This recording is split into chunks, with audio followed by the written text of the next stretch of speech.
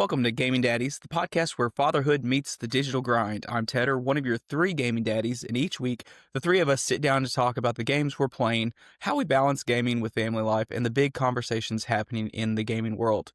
You'll notice this week is a little different. We're not going to have DJ Chippy Chip with us. He's out doing personal things, and so he won't be with us, but he will be with us again next week. So we wish him well on his week away. As he takes on the world of Atari and ET next week. He will have to visit for that special podcast. All right. In this week, we're going to talk about the Gaming Awards. Bum, bum, bum, bum. Because as you know, as every good gamer knows, the Gaming Awards is the only award that matters in the gaming world and the gaming community. And along with that comes a plethora of exciting announcements. And so we're going to go through most of the major announcements. Of course, there's plenty of other trailers and announcements along the way as well. However, we will not get into the nitty gritty. We're going to go through the major ones. So that will be today's episode with just me and Chris. So grab your controller or maybe just one free hour of peace and quiet and let's hit start.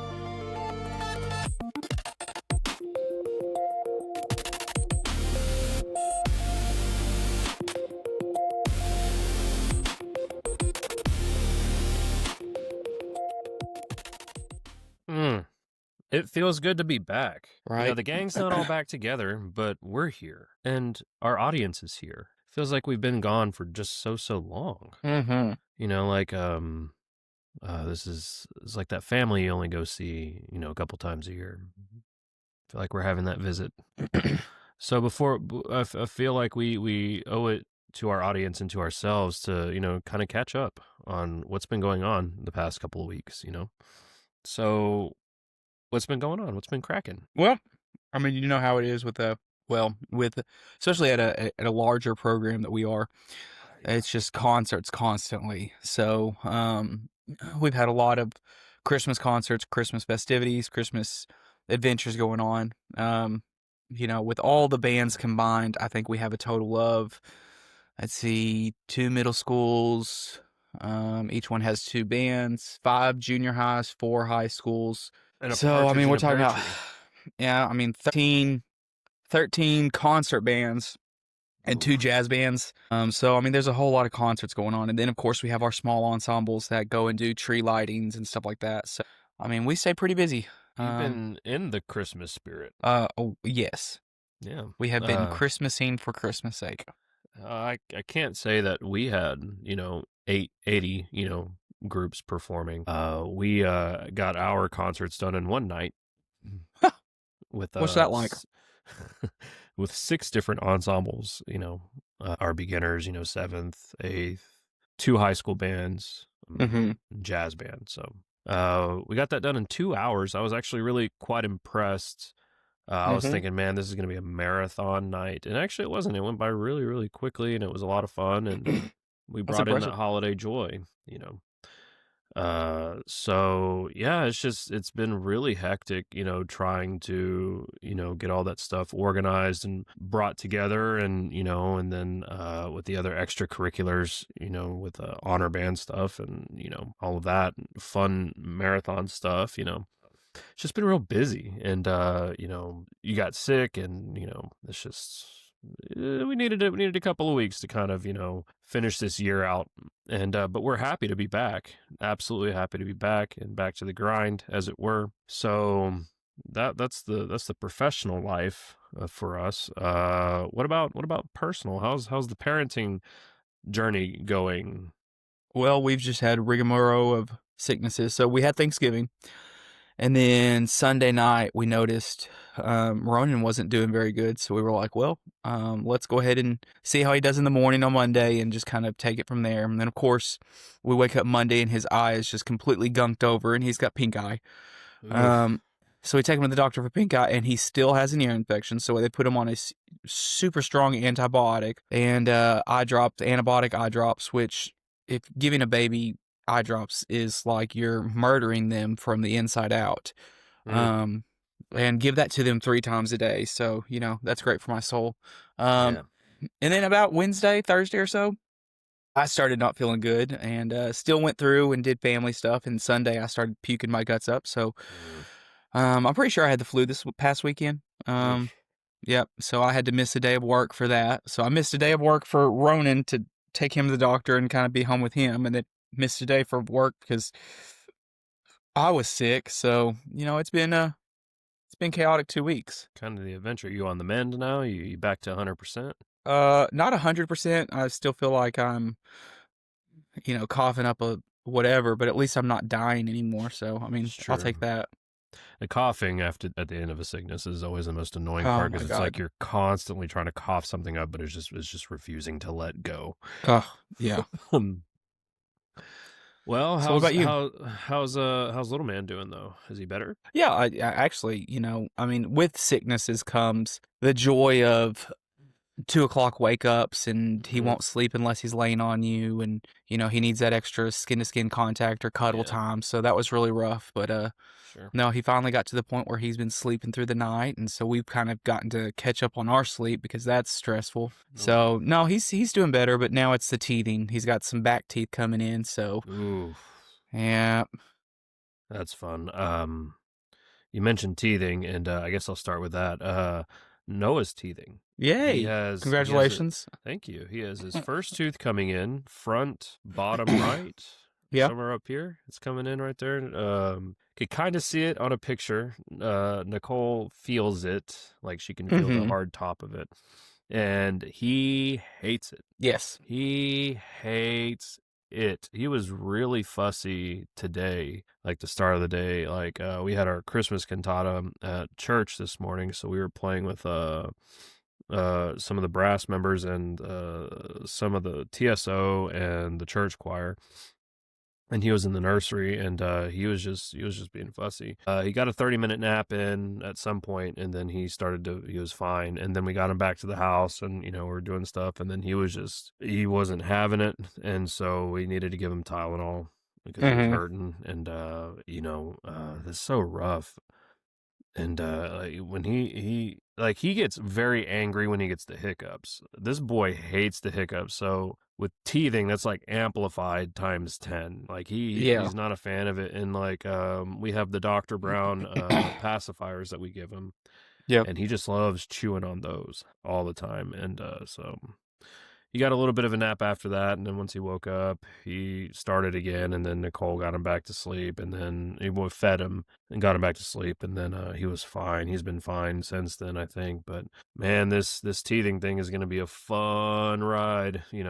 That's going to be, and I think it was hard to get him to go to sleep last night. He was up until about 10. I think he finally went to sleep at like 10 when Mm. we normally can get him down at like 8:30, Yeah. 8:45, and he's out for the night, but he was just up. So I don't know if the teething has something to do with that, where it's that whole idea of new skill or newfound discovery of something, and so he has like sleep resistance or sleep regression or something like that. But that's fun. So, but on the brighter side of things in Noah's growing up journey, a few weeks ago, man, it's been a minute since we've been together, huh? Since Thanksgiving, huh? Mhm. So we went out of town to go hang out with family for Thanksgiving, and we gave him. We're starting to give him food now, Mhm. like actual food. We've decided to make his 6:30 feedings like his food feedings, and everything Yeah. else is milk. And so we gave him plain mashed potatoes Yeah. for the very first time when we went out of town, and he loved it. He loves himself some mashed potatoes. He ate quite a Amen. bit of it too. Yeah, yeah, yeah. And we came home, and the next thing we gave him was avocado. Okay. And I guess I've never had avocado, just like plain Jane avocado, unless it was in like guacamole or something. So apparently, avocado has tastes, like an actual taste to it. Tastes like Uh, grass. yeah, and so like, so we're feeding him. We have him in his little chair, and we put it on the table, and Nicole's feeding him, and like he's eating it. He likes it, but he keeps making his face like. For the viewers at home, that's my son's man, this thing tastes weird, but it's good at the same time face. So he put away like half a bowl of that stuff. half of a small bowl of that. He liked it a lot. So then fast forward a few more days or so, and we went to a friend's house for dinner, and he had grown some pumpkins in his garden, and he pureed some, and so he gave us some, and we fed Noah some of that at dinner time. He loves him some pureed pumpkin. Mm-hmm. So our food journey is going really, really well. Out of the 4 Good. things, he likes those 3 things. He hates baby oatmeal. Okay. Baby cereal, the really liquidy, nasty, wet sand looking stuff. He hates that. We didn't do any of that. Ellen just made it all from she ground up oats. Like she did a coffee grinder, and she ground up oatmeal in the coffee grinder, and then made like an oatmeal out of that, like a cereal out of that. Like Quaker woman. Yeah, well, and they're supposed to do all 3. They're supposed to do barley, wheat, and oat, maybe? There's another grain. But you're supposed to start with like barley, I think, because it's the most bitter. But anyway, yeah. So fun times. He got to meet Santa twice. Okay. He got to meet Santa twice. He dug that. He likes some Santa Claus, so we were fun with that. And then he was there when when our church did the Hanging of the Green service. And he enjoyed that. We got him this like red plaid onesie and black pants with suspenders and a little black bow tie. He looked very professional. So we got our picture with Santa. It was awesome. And then, we're working on rolling over. We're not quite there yet. We're kind of there, but not really there yet now without some assistance. And we put him in his little jumper thing you hang from the doorway or whatever. He likes that. He likes being in the walker. I don't know if I told you this or not, but when we put him in the walker here at the house, he's like stuck in reverse. Yep. He only knows how to go backwards. Yep. And when he hits something and he can't go back any further, like he's God, so we have to like pull him up, and then and he just reverses back into it again. But we take him to his grandparents' house, and they put him in his walker over there, and he's going forward. Yeah. Like he goes forward. He doesn't go backwards. It's probably because their house is probably leaning. That's fair. I like that a lot. Yeah, so that's the parenting journey so far. I can hear him right now. I think he's just being talkative in the living room. His talkative voice is very loud. He's aggressive. He likes doing this growling. Does Ronan ever do the growling thing? He's like, he's like getting into stuff. Like, we used to change his diaper, and he would growl at us. He'd go wrong. He does that. That's fun. So we're walking and running, man. I mean, we're chasing him all over the place. So. Oh wow, that's fun. I can't wait till a little dude can start doing that. That's gonna be fun. I'm just excited for him to kind of get to that point where we can just start doing stuff.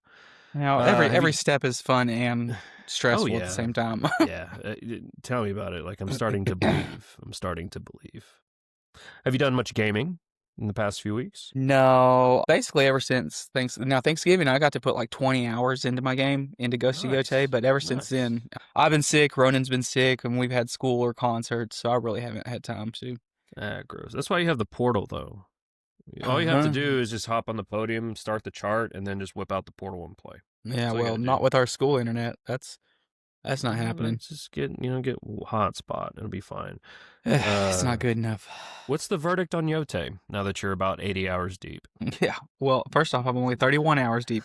Number 2, it's a great game. I love it. I'll go ahead and finish it before moving on to something else. Yeah. But I mean, is it pretty on par with Tsushima, or more or less the same? It's kind of the same. I think in Tsushima, I relied a lot more on, they made a bigger deal out of you being the ghost. And so they really pushed for you to try to sneak and stealth as much as possible in that game. And there was this inner turmoil of, I'm a samurai. That's, there's no honor in that. And so, the dialogue was constantly about, you need to sneak up on them and kill as many as you can without them noticing, because they're bigger and stronger than you and they'll outpower you. And he's like, that's not the samurai way. That's dishonorable. And this game is more like, I don't give a crap how I have to kill them. I'm just going to kill them. And so, like, there's a, you have bows. You have 2 different types of bows. You have 4 different types of main weapons that you get to use, and you cycle between them. It's like a giant game of rock, paper, scissors. So, like, if somebody comes up to you and they have like a shield, then you whip out your dual katanas and you just go dual katana crap on them. Okay, if they turn around and they have a spear, if they have a spear, then you're supposed to use like the dual katanas on them. If they're a big, huge guy, you're supposed to use the Adachi, which is like your Sephiroth 7 foot long katana. Um, That's what I'm talking about. so like, and then if they just come at you with the normal katana, you want to overpower them with your katana, two-handed katana skills. So Mm. like, you have to kind of change your tactics based on who's attacking you and what they're doing.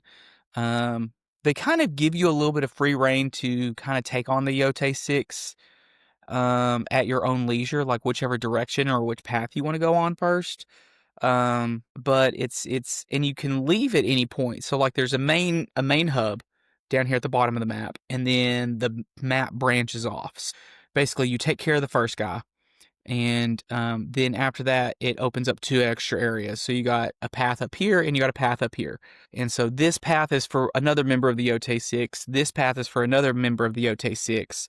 And you meet with a master down here who teaches you a new weapon. There's another master over here that teaches you a new weapon. There's a master over here that teaches you a new weapon. So what you can do is you can tackle all of this area, do all the stuff in the bottom area, or you can leave most of it undone and just go ahead and go up here and do this area. And again, you can just go get the master weapon, you can go take care of the main missions, and you can leave this area at any point. You can just go get the main weapon, leave the area, and go get the other weapon from this area. So like it's not very linear. It's very open world in the fact that you can do whatever you want in whatever order you want. There's no strict timeline of how you have to do things, but it kind of urges you to kind of push it this way.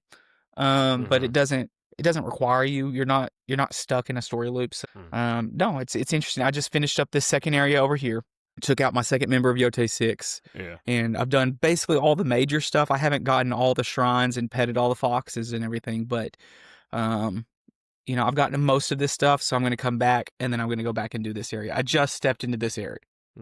So is this set up like the open world of the open worldness of this more of your style and how you like open world games to be laid out versus like how Breath of the Wild is, like it's like drop and best of luck to you? Yeah, I would say this is probably, well, it's very similar to Breath of the Wild where you have the plateau and it's like everything's manageable. Like they kind of introduce you to the plateau and you do all this stuff in the plateau and you learn about the mechanics of the game, and it's not until you leave the plateau that you start getting overwhelmed. Well, this game just has multiple plateaus. So, like, you get this plateau, and then when you get done with the main mission of this plateau, you can keep working on stuff in this plateau, or you can go to this next plateau and do the missions over here.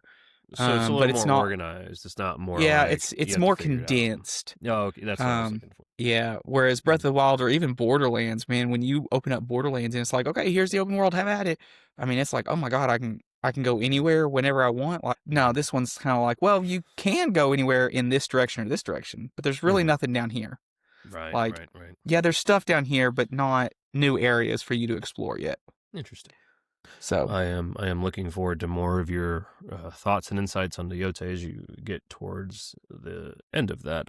On my end, I have been playing Borderlands 4, and I've put quite a bit of time into that over the past few weeks, luckily and thankfully. Then again, I've been prioritizing that as my game of choice here recently. I got to say, the more I play it, the more I like it, the more I love it. good. And you can beeline the main story and be just fine. Everything everything levels with you. Like, so if you're a level 25 character, as you progress through the story, the enemies are pretty well 25, 26. And if you were to go back to like the starting area, those enemies are matching your level too. So it matches all the way through. Yeah. I will say that as you progress through the story, there are segments where there are enemies that are a couple of levels higher than you, just to kind of keep the challenge there. And I ran into that spot, and then I was like, maybe I'm finally at the point where they're starting to outpace me, so I need to go back and level up. So I went and did some stuff and then came back, and that's not the case. It's designed to be that way. So you can be max level, and they're still going to be a little bit tougher than you by design, but it's still manageable, though. Yeah. That's what makes it fun. So, I mean, you don't get the opportunity to be like super OP or anything like that. Right. But as you obtain new weapons and stuff, you can kind of get there, and it's really quite fun. The guns in this game are really fun to work with. The origin guns I hate, and I'll never use them because you have to. It's like a wind up. Pretty much, Oh, it's yeah. like a charge gun before it starts firing, and I hate that. Like, just let me go. Yeah. They have a new type of weapon, and I think maybe the other ones had this too, but like it has infinite ammo, but it can overheat and break. Yep. So that makes a reappearance here. And I think this game utilizes like the rock paper scissors system, like you were describing for Yote as well, like with the elements, your elemental guns and things like that. So there is a little bit of that, but it's not like if you don't have the correct element to match the other one that you're just screwed. It just might take you a little bit longer, you know? Yeah. The bosses are fun. I've defeated the 3 main generals of the Timekeeper, and they're really fun. They're really, really fun fights. And the areas that you go, you learn a mechanic, and you get to use that mechanic. So it kind of has that Zelda vibe to it there. Yeah. Story's really fun. There's lots of cool little surprises. So I'm excited to finish that out. I think I'm in the end game now. Doctor Strange. I think I'm in the last few hours, but I'm not sure. Okay. But I am looking forward to the post game of that and what's to come in future content. I've used some golden keys. I think I've went through 6 or 7 golden keys, and I'm waiting for more codes to pop up. And some of those legendary weapons are pretty ballin'. And some of even like the really rare weapons are really cool too. So what level were you when you started using golden keys? 24. Okay. 24, but IGN keeps an updated list of the shift codes and all that stuff, and the golden chest guns and stuff level with you. So if you open it at 24, you're going to get level 24, 25 weapons and stuff. Yeah. So you might use caution when using them, but I think the trade-off is worth it because I've gotten some pretty good guns that I've kept for several levels because they're still viable in the build. So anyway, so that's my journey on Borderlands, and how about we get into some Game Awards stuff? Yeah, let's talk about it. Let's do it. Well, I mean, obviously, I don't know how much you read. Again, nobody watches. It's kind of like watching the Super Bowl. Nobody actually cares about who wins the Super Bowl. We're just there for commercials that people overpay for. Yes. So, just like the Super Bowl of video games, Claire Obscura was dominating the field with all of their Game of the Year awards and 9 award wins. I know, some ridiculous number. But I mean, first of all, with my measly hour and a half into Claire Obscura, I didn't think it was record breaking, but it was fun. But also, I didn't really have time to get into the nitty gritty of it. So sure. I definitely need to come back at some point and jump into that game both feet and have at it. But they've got to stop producing more games that I'd rather play. Yeah, exactly. So let's jump into some of these releases. And do you want to lead this segment or do you want me to lead it? Sure, I can jump in and just go ahead and pick one. Man, they had a lot of game announcements. My God, yes. And they had a lot of big. Hey, look, it's Noah. Hi, buddy. Welcome to chat. He's drinking a Nuka-Cola Quantum on this episode. Yep. Okay, so before I even pull out the first game, like how much was a case of those? It's about $20. See, I'm tempted to cash app you. Well, that's a discussion for another time. So let's see. Also, a shadow drop, by the way, December 17th, which is Wednesday. Season 2 of Fallout comes out. Yes. Okay. So Wednesday is new season of Fallout. Done. Mm-hmm. We're there. We're there. So, right in time for Christmas break too. Just in time for this episode to drop. So you can Exact. listen to this episode, Yeah, and then yeah.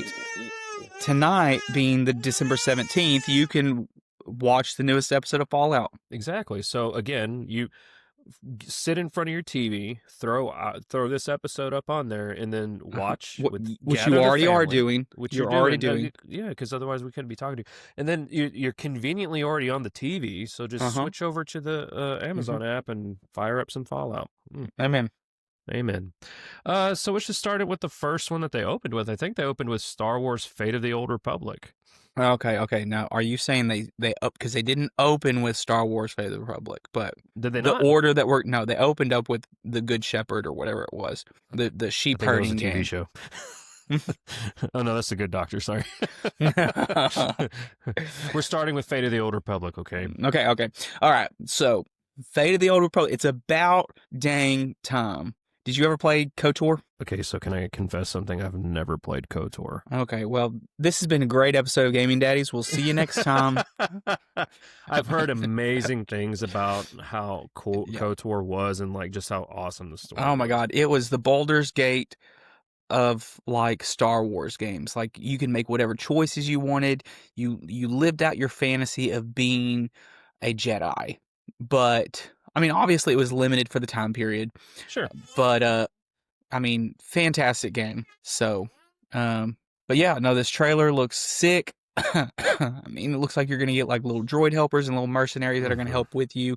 And then you're just doing your Star Wars thing. It's not going to be, Star Wars versus like Jedi versus Stormtroopers. It looks like it's going to be Jedi going off and doing tasks around the galaxy, which I am all for. It looks amazing just from this small trailer that we got. And just the reaction from the audience, because I did happen to watch this clip.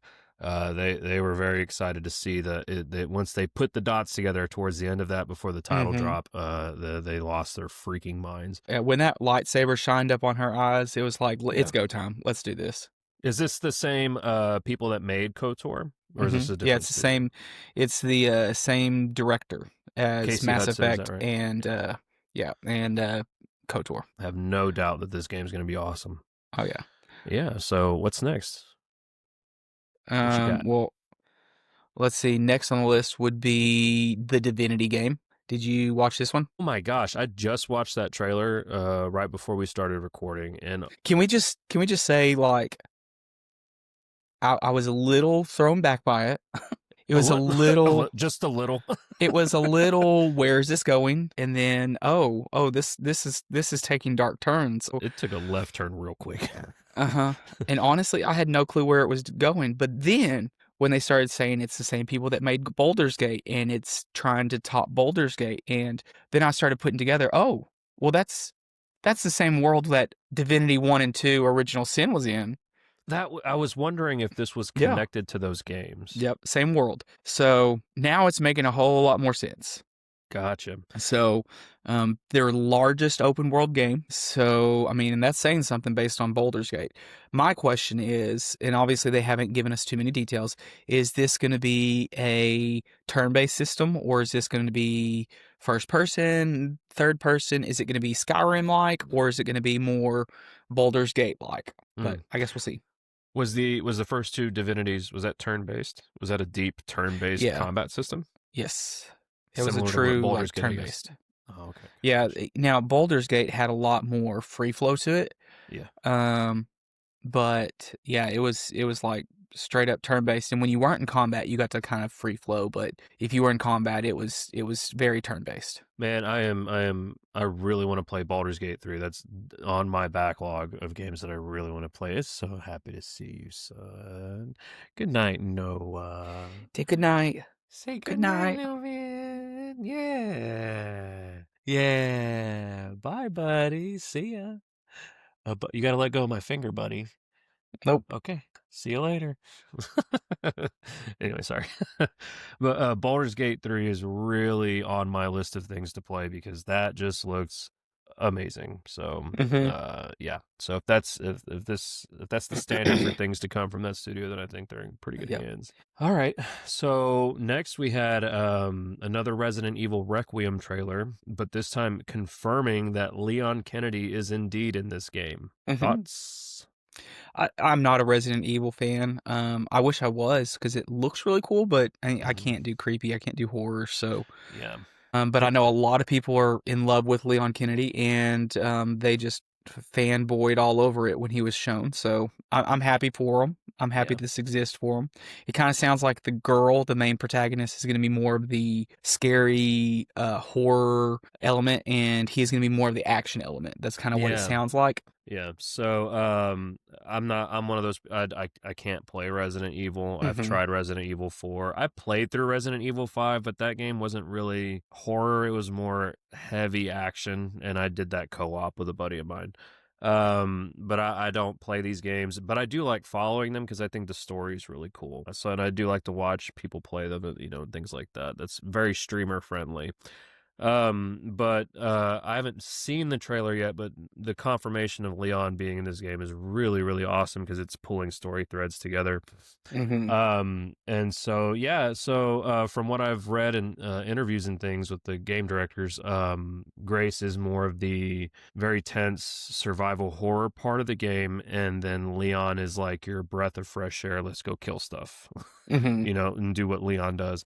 And from what has been talked about, like they get equal screen time. So it's Okay. basically like half the game as Grace, half the game as Leon, and kind of like branching paths are kind of coming together, bringing it all together, which is really cool. So good for Yeah. them. The villain of the game, I did see who that was, and I don't know if I don't know what that's about. It just seems really strange, and it's supposed to be like about a new infection or something. I don't know. But anyway, looks cool. Happy Yeah. for him. Anyway, Yep. what's next? So next is well, it's a two-parter. Hmm. You have, and this was really weird when they announced it. I didn't. It's like they announced them back to back, but they didn't really do a great job of explaining it. But they've got Tomb Raider remake or remaster. That's the Legacy of Atlantis, Mm-hmm. and then they have Tomb Raider Catalyst, which is the new game. Mm-hmm. So, I mean, I'm all for this. I don't know if you ever played the old Tomb Raider games, but Not the old ones. I think I played the first installment of like the new Lara Croft games, like the Rise of the Tomb Raider, whatever the first one was in that one. mm-hmm. And I got a little bit into it, but it wasn't hitting with me. Now, if I were to go back to it and try it again, that may change.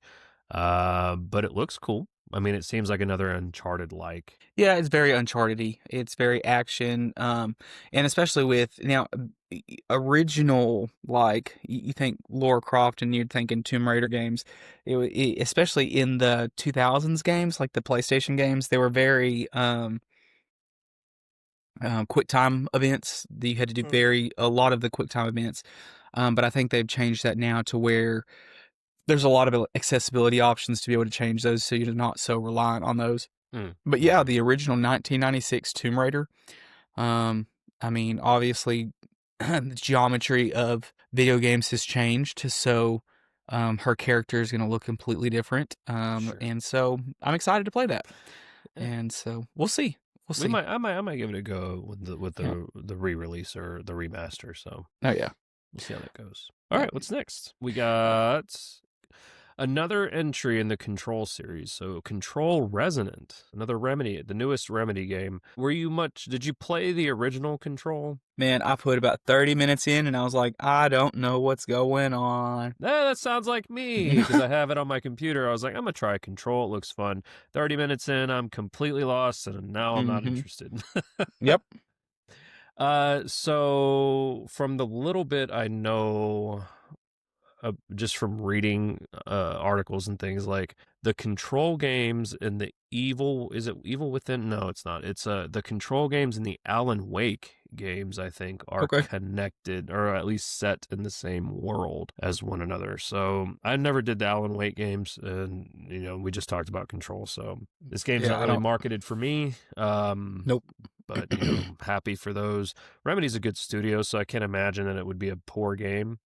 But I do know that, at least in this game, you don't get a gun. You use a melee weapon the whole time. But it looks like... But it changes. Yeah, it looks like it adapts to the situation, or maybe you can use the environment and change your weapon based on the environment or what's around you. I don't know. There wasn't a lot of details. There wasn't a lot of details about it, but the trailer looked really cool. Well, it might be a game that I watch, but I'm not going to play. Yeah.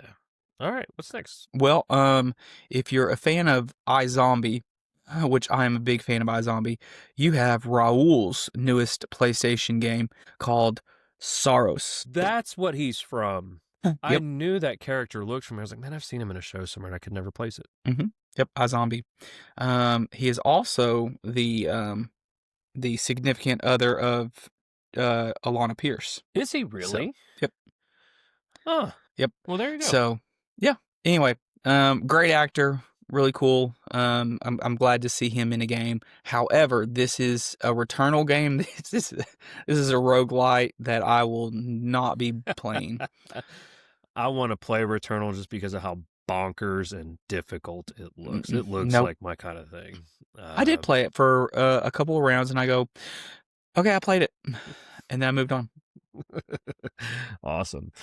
I see that the Super Mario Galaxy movie got featured a little bit. Yeah, but again, it was more of less of a trailer and more of a like a little TV spot. Yeah. So nothing big here, but it's more Super Mario, and who doesn't love Super Mario? So there you go. Did you see that the Blue Bomber is returning? I did not. A new Mega Man game. Oh yeah. Well, I saw that, but I didn't know you called him Blue Bomber. Yeah, that's his nickname, the Blue Bomber. Did you not know that? The Blue Bomber. I didn't. Nope. That's Mega Man. Get it together. Well, jeez, it's the banjo it looks like it's like if they took the old school Mega Man and combined it with Sonic kind of art style, like a very anime art style. Yeah. It's pretty cool. Yeah. I'm excited to see that. I'm terrible with Mega Man games. I have the first Legacy Collection in 11. But I'm bad. And I need to get back and play those. But that's awesome. So that makes me happy. And then what do we have next?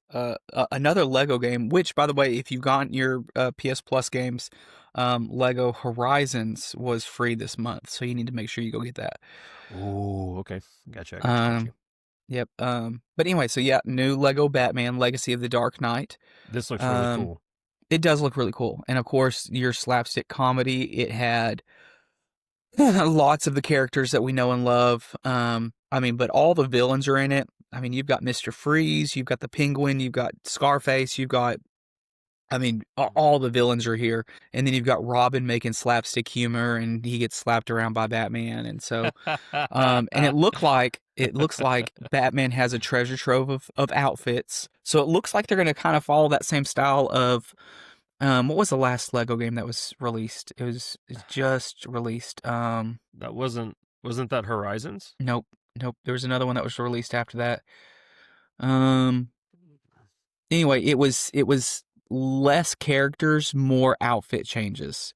And so, like, you think about Lego Star Wars, and they had all these characters that you could play, but they all did the same thing, but they just had a plethora of characters. Well, the new Lego kind of path is saying, okay, fewer characters, more outfits. And so that kind of looks like what they're going to do with the Batman. Dude, that looks really fun. I have the Star Wars one, the Star Wars collection, the Skywalker Saga. I've played a little bit of it, and I'm already excited about it, so I'm excited to get back into that. So I think what we have next is probably one of the most significant announcements of the TGAs, which is the next Diablo IV expansion, Lord of Hatred.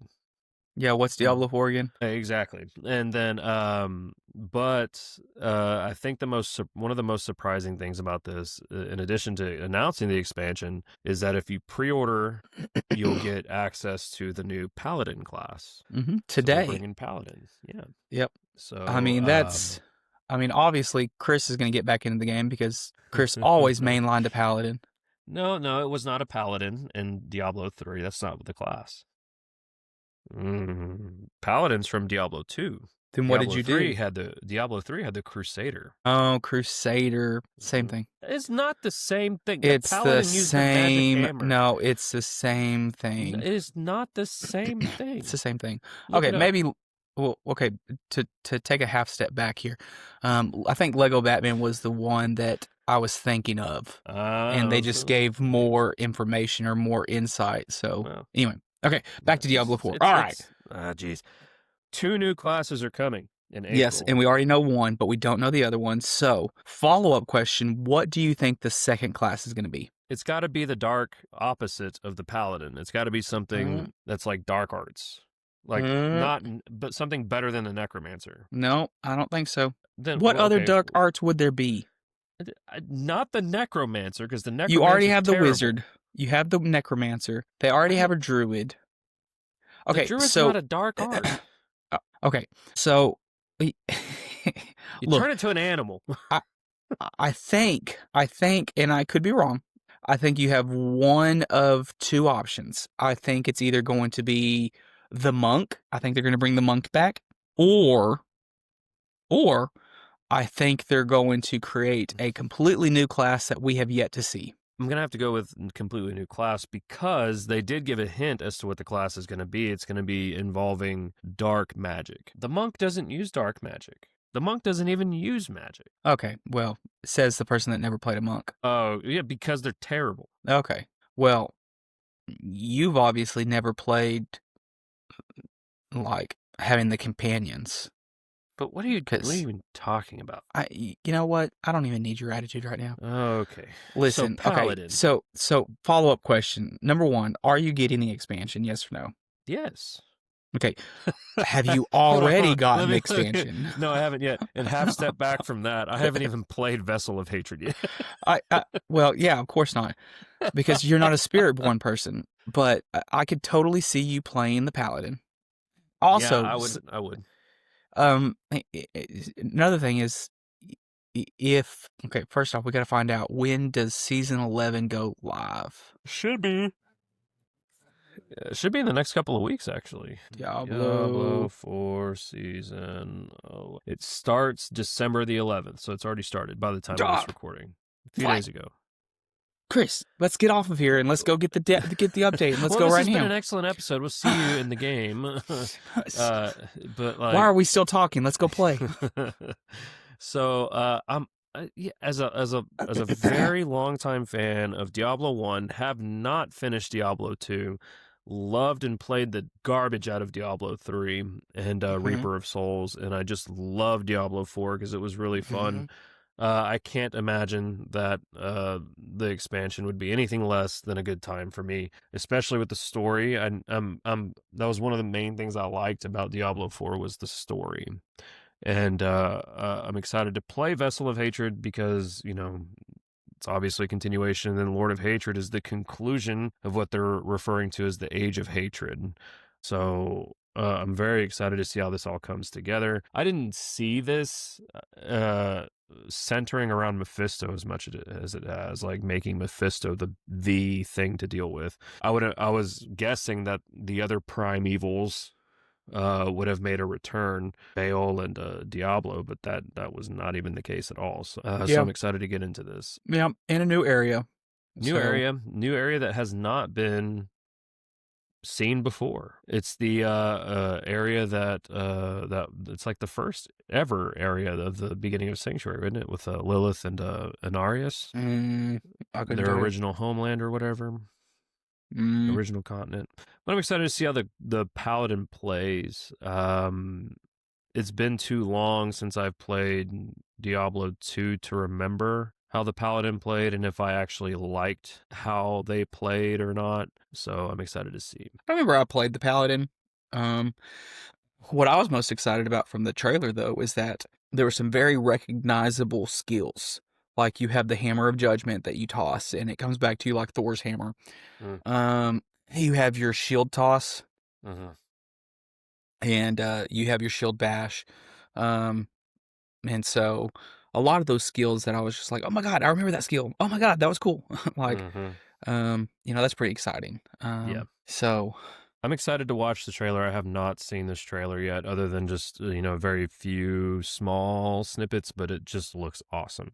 So, Oh my god. Okay. Well, if we had time, I'd let you watch, but let's go ahead and move on for now. so the next thing on the list we have here is the debut trailer for the Street Fighter movie. Yeah, I don't really care about Street Fighter, so this was kind of a flop for me. So if you had the choice between, did you enjoy the Mortal Kombat movie? Did you even watch that? I did. Yeah. No, I like the Mortal Kombat movies. Yeah, the Mortal Kombat movies were fun, and I really enjoyed the remake. I'm excited for the next one. I don't know how I feel about Street Fighter. I never played Street Fighter growing up. Mm-hmm. But this looks better than the Jean-Claude Van Damme movie, so I guess it has that going for it. And Jason Momoa is Blanca. So I'm kind of Jason Momoa'd out. Ever since that trial that he did, I like the Johnny Depp trial. Like I was like, I'm not a. And then I saw him in Minecraft movie, and I was like, what the heck is going on? I am still so angry that I had to sit through that movie. I'm still so like I see scenes of that in my head now. Thank you, and I hate it. I hate all of it. And just to make life even better, there's a Minecraft sequel coming. So. Amen. I'll watch it. And he's gonna be Lobo in the Supergirl movie. Oh, well, there you go. Although I am excited about the Supergirl movie, but I really liked that main actress. She did really good in the House of Dragons. Millie Alcott. Yep. I have not seen anything Game of Thrones related, so. Anyway. Well, all right. Well, moving on, we have Star Wars Galactic Racer. Did you ever play the original Speed Racer game for like the N64? Yes. I do remember playing those like pod racer games and things like that. This game looks fantastic. Mm-hmm. Now, will I play it? Probably not. I'm not a big racing guy. But back when I was growing up, we played that pod racer game so freaking much. It was really fun. So that, I mean, again, I haven't seen the trailer for it, but it's really cool that it's been announced. And knowing that it comes from the former Burnout studio, I love the Burnout games and love how they played. So if they play anything like that, then that's exciting. So. Yeah, the best part about Burnout games though is the free crash where you had to go rank up your score based on how many crashes you can get. Yes. So if they could bring up some kind of gameplay mechanic like that. I was not a big fan of Burnout Revenge. No, not Revenge. Paradise. Yeah, me neither. Whereas like you stop at a stoplight and you can do whatever, but like whatever activity. Yeah, they really got away from the wreckage and got more into the racing, and I wasn't as big of a fan. Same here. So what's next? What do we got on the list next? This was Phantom Blade Zero, which I don't know a lot of details about this, but it looks really cool. But I also am worried that this is going to be another Souls-like. So I'm not sure if it is. Says here it's Kung Fu Punk. That's what the description of the world. Yeah, but that doesn't tell me anything. What more premise do you need? Right. There's a new genre of music called banjo EDM. You need more banjo EDM in your life, Chris. Just make sure you're watching the right screen. What's funny is I'm not even kidding, dude. That's a legit genre now. It's banjo EDM, and it is every bit as great as you think it is. Oh my gosh. So okay, well, I'll take your word for it. Anyway, so this says it's an action RPG. So I don't know. We'll see. I will not get this day one, but I will look into it. It looks really cool. I'm really interested in it, but I'll wait until I make sure this is my kind of game before I drop money on it. Of course. What do we got coming up next? What's noteworthy? Well, you got Pragmata, which... Have you been keeping up with Pragmata? No, I think this is the first I've heard of it. Okay, so Pragmata is basically you wake up from a deep slumber, or you're waking up from some kind of war or something like that, and your team has been killed or annihilated or whatever, and you're walking through this kind of AI adapted world where these computer-based programs are kind of running amok, and you find a a companion who looks like this little 11-year-old girl, but she's actually an artificial intelligence life form, and like a robot, and she joins you on your quest. And what you do is, while you're fighting a monster, the girl will scan, and she scans the areas, and she scans your opponent, and you can hack your opponent. And they will, if you successfully, like while you're doing it, it will slow down time, and she'll hack him. So you're sitting there, you're using your D-pad, and you're hacking the robot or the whatever you're fighting, and it will either show weaknesses, or it will damage something, or it will do something to make the fight a lot easier for you to win. But she's also like, she's your primary tool. Well, you end up finding, an emotional connection with her, and so like you start to kind of see her as like your daughter in an aspect of it. And so you get this emotional attachment to her, but then there's also she's a tool, and she's a weapon. So you have to have that emotional kind of back and forth of, do you become attached to this thing, or is this thing also going to be dangerous like all these other mechanized beings that you're fighting? But anyway, it just put it into a grander scale. And then obviously they said it's coming to the Nintendo Switch. It's going to get a demo. So again, I'm excited for it. It doesn't really seem like my kind of game, but I'd be interested to kind of play the game demo. Yeah, just kind of get a taste for it. I mean, the premise Yep. sounds interesting enough. So. Oh yeah. Yeah. So it looks like there's a new game that kind of looks like Yakuza that I believe it's called Gang of Dragon. Mm-hmm. You know anything about this? Yeah. So this is the same.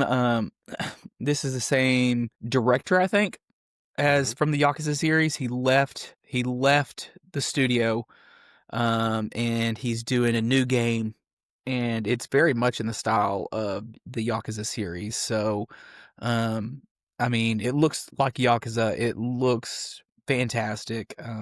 It looks funny. Mm.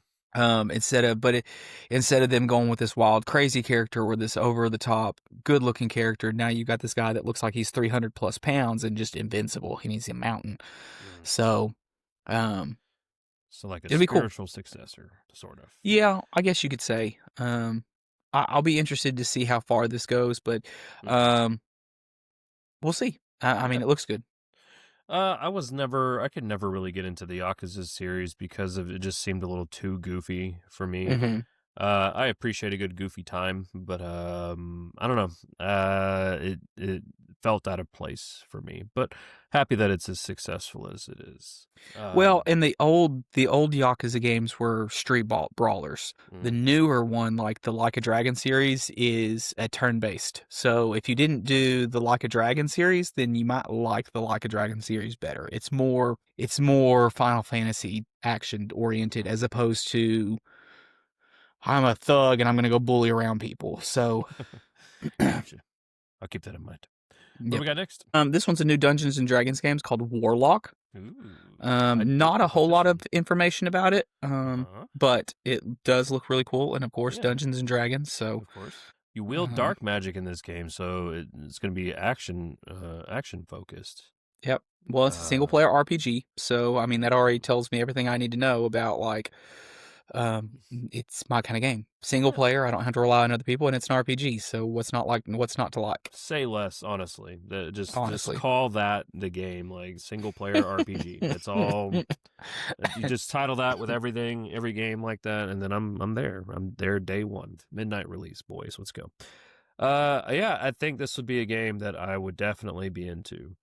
It's not melee focused, so that'll be strange for me. I'm usually the melee guy. I'm not usually a magic spell wielder, but I'm sure this could be fun to play. Well, it's like every time you start over with a Skyrim character with the intention of, mastering all the spells, and you end up being a rogue archer again and again and again. Yeah. So moving on, these next few, I don't really know, like Forest 3. Yeah. I don't know anything about that. I don't either, and I don't know if there was a sequel or if they just started with 3. Looked interesting. This was kind of first person. It had like this little grabber tool. It looked like your spaceship kind of gets off course, and then it get blasted to a strange alien planet. and you're fighting these alien beasts while using just kind of different tools at your disposal. So I don't know. Mm-hmm. Interesting. So this next game on the list was also the trailer that ended the show. Hmm. Now I don't know anything about this. All I know is that the backlash that Jeff Keighley got for it, because as he's getting ready to end the show on the big screen, he has this big, massive vista overlook that looks really, really nice on the screen. And if you remember back to 1989, whenever they released the first teaser trailer for The Elder Scrolls 6, it it before the title card popped up, the same panoramic view looked very similar to that what was on stage, and so Uh-huh. people were expecting, hey, we're finally going to get a trailer or some news about Elder Scrolls 6, and then it was not, and instead it's this game called High Guard. Yeah, I mean, another PvP shooter game. I don't need another Apex Legends. No. Honestly, for him to end this, I think he would have been better off to take. He should have put. He should have put Fate of the Order down here Yeah. and put this somewhere else. But again, it's all about money. So how much did Highguard pay to be at the end of the show? Yeah. But anyway, Yeah. but it's, I No. mean, it's the same creators of Apex and Titanfall, which are phenomenal games. So I mean, I'm sure it'll be a good game, but I'm not going to play it. It's a PvP shooter, and I'm not into PvP shooters. So Yeah, I'm not. I don't like PvP stuff. I mean, I've done the Warzone dance. I've done all that stuff, and it's not for me. What a way nope. to end the show, though. Seems kind of weird Yeah. choice, but there we are. And then we get into other announcements that may or may not have been featured at the Game Awards, or at least spread out throughout the presentation. Total War, Warhammer 40,000, Hmm. from the Warhammer series, looks pretty cool. I've been the Warhammer universe is very, very dark, and I don't know if that's something that I would be like into. I've played a little bit of Bolt Gun. It just I don't I it, it's another game where you go pew pew pew and kill things, and you know what I'm saying. Yeah, I think what was interesting about this is when they did show the gameplay mechanics, it did have that real time strategy element to it, and so it kind of looked like a Command and Conquer game there for a minute. Mm, So I'd be interested in how they're going to handle that because it looks like it's going to be both. It's going to be real time battles, but also real time strategy. Um, mm, so, I'll be interested to kind of see where this game goes. I'm like you though; I'm not a big Warhammer fan, so mhm. I'm interested in it, but I don't know that I have um, the memory space left in my brain to jump on another nerd bandwagon, so to Yeah, speak. yeah. So need more information on this one. Yep, Um, Invincible versus just not another fighting game, yeah, a not really for co-op me. shooter from Bad Robots making games now, I guess. So you got another co-op shooter for Loop. Nah. Okay, now for Loop looks really cool, but again, it's one of those things where you're constantly being reinvented in the world. You have your strike team. You're going in. You're fighting whatever is being fought. You're going against the enemy. Really cool art design. Really cool gameplay mechanics. Is it another PvP or like Left 4 Dead where it's four people versus one boss kind of character? What kind of gameplay play mechanics is it going to be? So, but then you got that roguelite element where every time you die, you come back. And they're saying at the end of it was failed to save the world. So they're relying on you to kind of fail over and over and over again to be Like able to be Deathloop. successful. Well, Deathloop, though, you had to do the right things in the right sequence to get the Mm, perfect ending. Like there's multiple endings to Deathloop. But you had to do everything, but you couldn't until you completed a part, you couldn't go back and you can't start Deathloop and do it in the right order because you don't know the answers to the doors or the combinations to the locks, and you can't do that unless you play through each event separately. mm, So, interesting. speaking of, did you ever play Deathloop, finish it? Uh, I haven't finished it, but I've played it. It seems Gotcha. very interesting and fun. I Yep. just never finished it. Yeah. Anything else sticking out to you as far as other? Yeah. So this one was the really cool game called No Law. No Law it looks like a spiritual successor to Cyberpunk. I mean, it's kind of set in that world. It's a very cyberpunk world.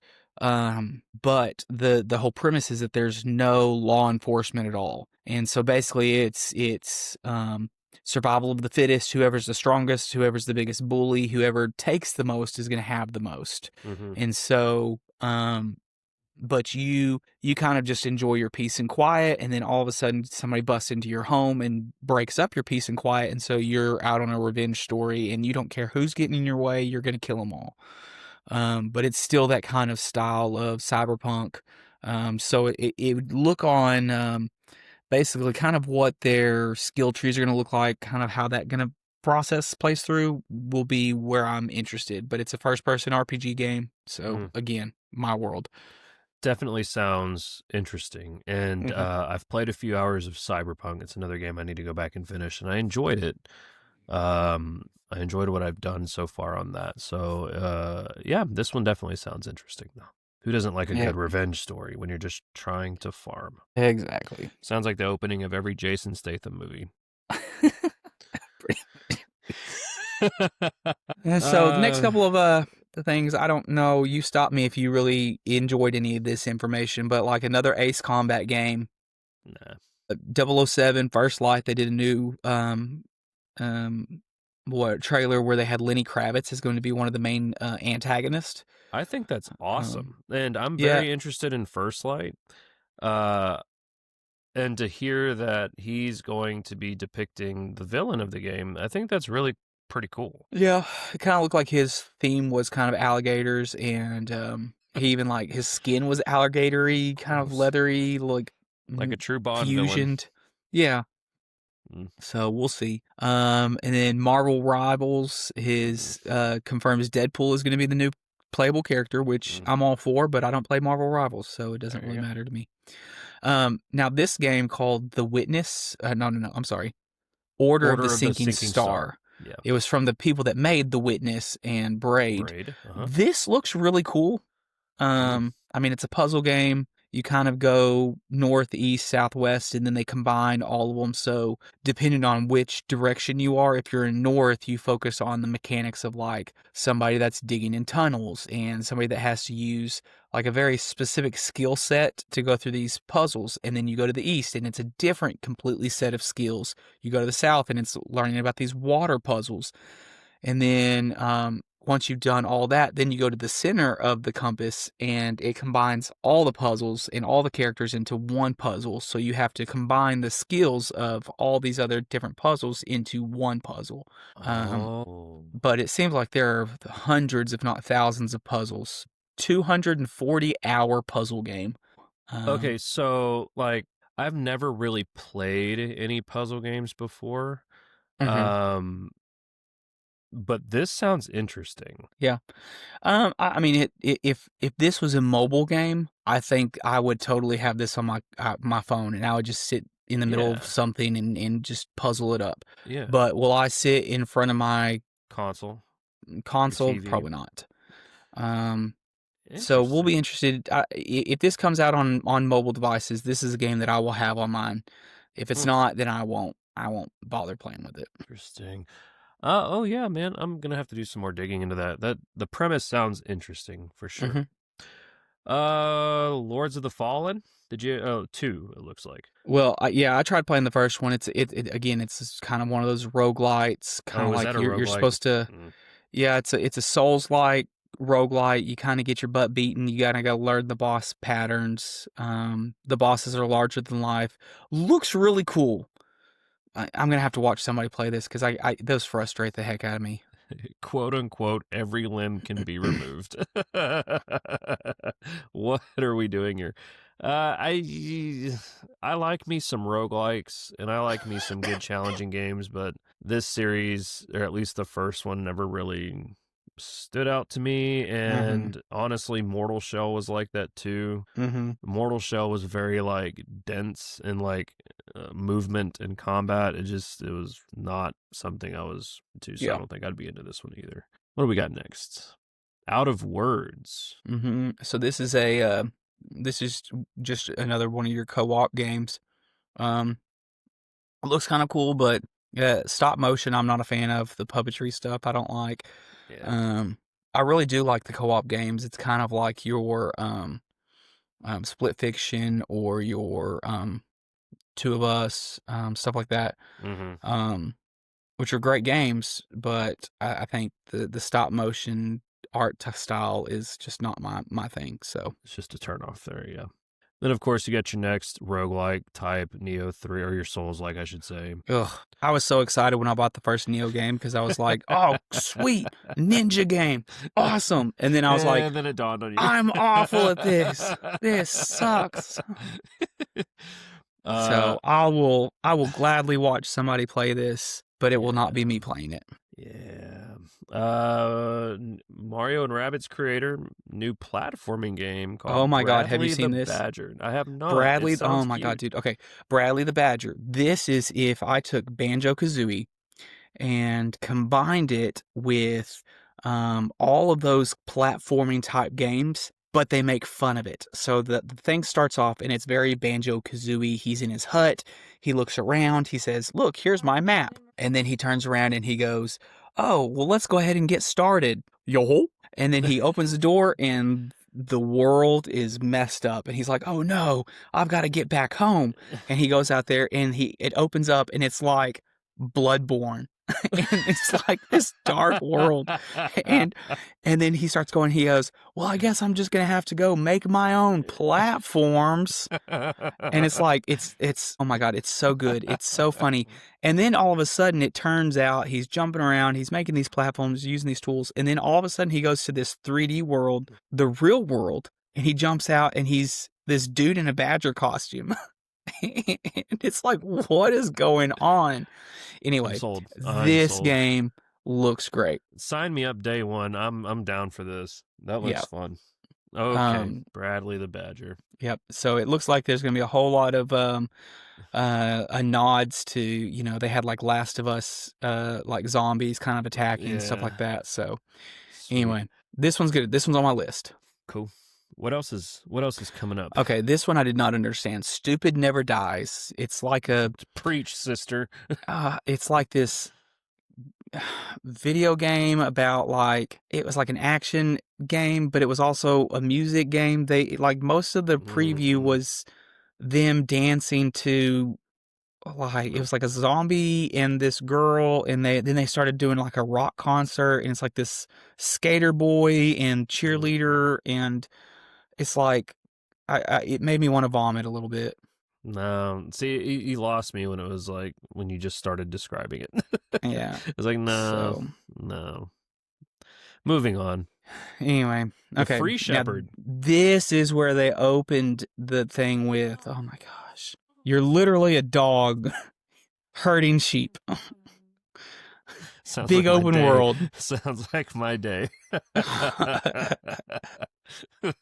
So that was it. That's all it is. But then he rolls. You learn nothing else. And then he rolls around in the grass. So you're just basically a free roaming dog. And then when you see a herd of sheep, you shepherd them into the little golden path. Hey, look, every dog has its day. Has its day. So cozy game.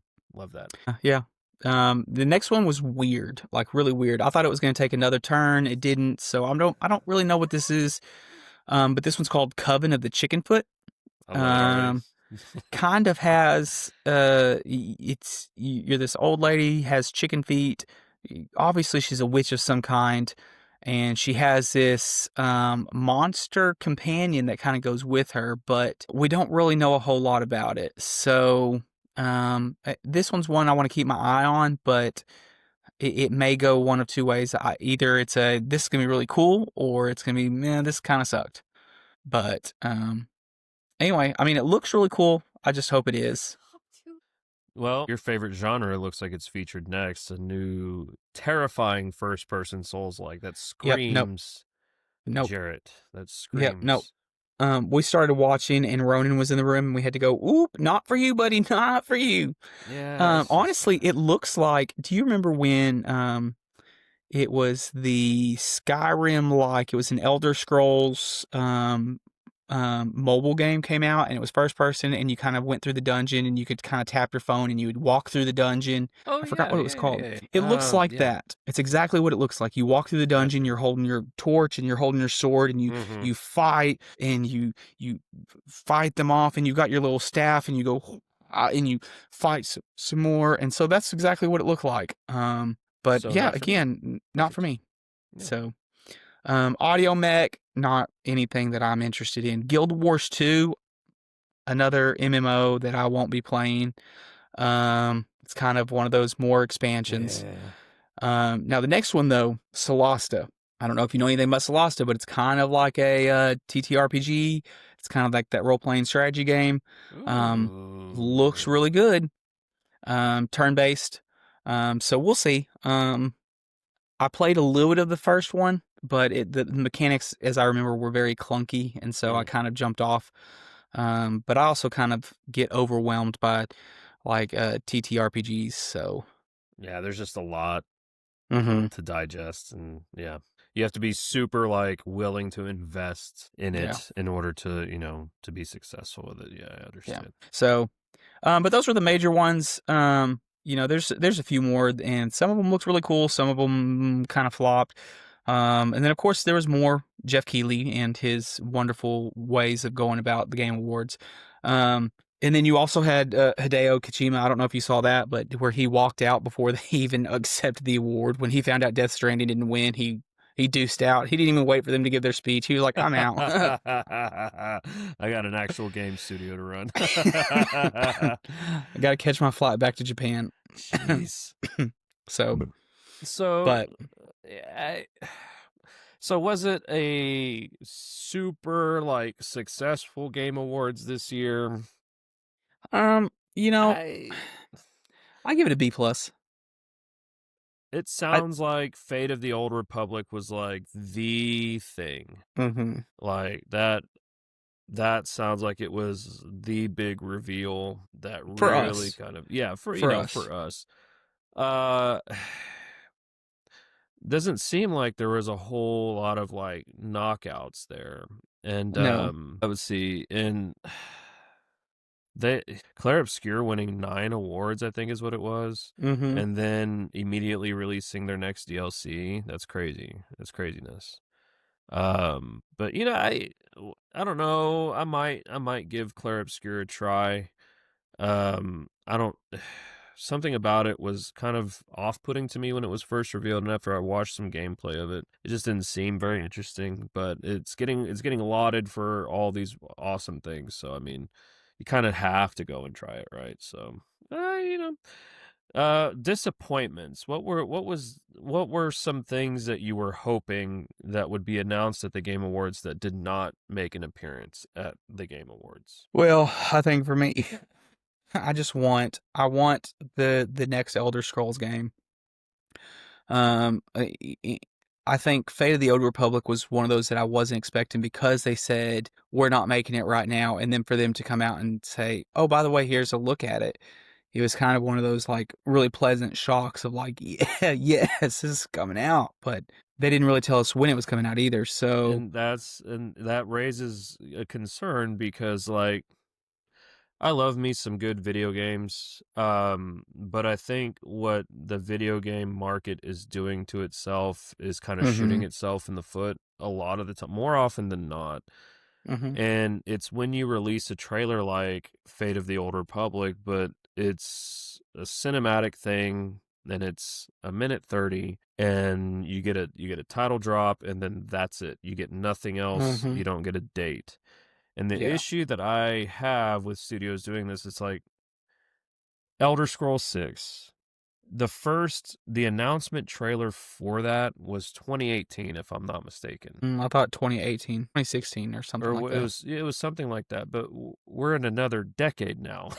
Yeah. We're almost 2 decades, we're almost a decade and a Yeah. half removed from this. Well, when and we did still got nothing. Starfield come out? Oh, Jesus, that was probably 3 or 4 years ago. Because I mean, he even said it's going to be 7 years after Starfield is released. Yeah, but we were all supposed to have GTA 6 by now, and then it got God, it was pushed on to the Chris. spring. Chris, that was only 2 years ago. 2 years ago. Yeah. So there We've it is. still got 5 more years until the next Elder Scrolls game comes out. But it's just like with they dropped the Mass Effect 4 teaser, and we're no closer to that game. They teased The Witcher 4 a few years ago, and we're really no closer they also, to that. they also said they have this grand scheme that they're going to put 3 Witcher games out within 6 years. I remember reading that, but I mean, and I think it's doable, but they're going to have to reuse a lot of material. So and that tells me that everything is obviously going to be taking place in the same area, or at least, They said it's going to be completely new areas each time. Then they must be working on all 3 at the same time. They might be. My thing is if I'm a big studio head, I'd rather be radio silent and then be like, okay, I know for sure our next AAA game is going to be releasing within the next year. That's when I drop my teaser. Yeah. A year out. That's what I would do. Not this 6 years or 8 years in advance, and then we're just getting more and more antsy, and we're getting more and more frustrated when we hear nothing about it. Or you get the Perfect Dark announcement trailer, and then all of a sudden the studio's gone. Yep. And it's canceled. So I want to be optimistic for Fate of the Old Republic, but is it another 10-year wait before we get it? Yep. So exactly. That's my So we'll see. Yeah. All right. So when we jump off here, we're going to go ahead and get Diablo uploaded, and then I guess next week we're gonna play Diablo live. I mean that's the only thing I can. That's reasonable, right? And then Jay, we're gonna have a picture-in-picture stream, 2 different games going on, because we'll be playing Diablo, but Jay has to play his all-time favorite Atari game, E.T., from start to finish, and the stream doesn't end until he beats it. So. Okay, well I guess we'll finally get to our level 100 characters. we'll have 5 of each. It sounds like. But before we get off of here, I will say this. And I will put this bug in everybody's ear, including yours, Tedder.